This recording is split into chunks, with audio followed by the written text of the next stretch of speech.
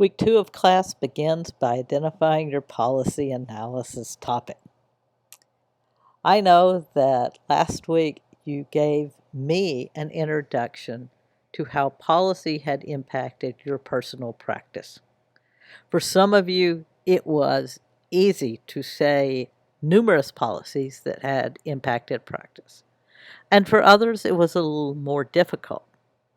So for those of you that know how policy has impacted you, you also know that policy gives your work impact.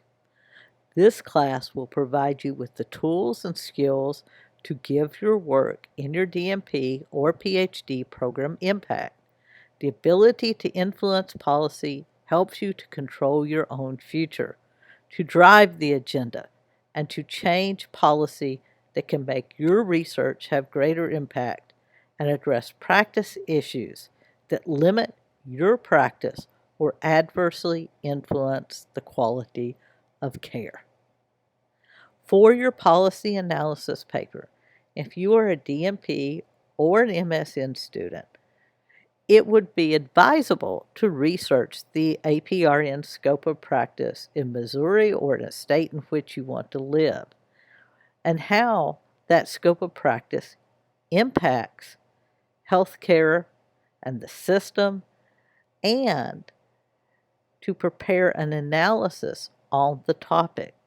This will help you to be a better advocate for your own scope of practice when you are practicing in the profession. Now, if you don't want to do this, that's fine. You may choose another topic so long as you clear it with me. But any of your topics can be specific to your area of practice or even your scholarly project. Just be sure again to clear them with me.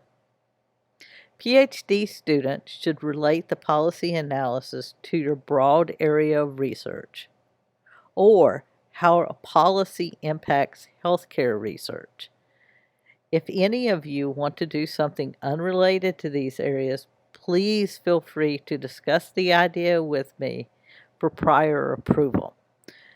The main thing that I want to make sure is that you're focusing on policy and not a clinical issue that really isn't policy related.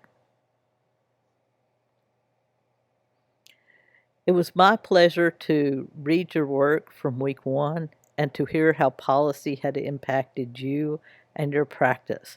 I look forward to our time together. So let's learn how to make the world the beautiful place that we all want to photograph.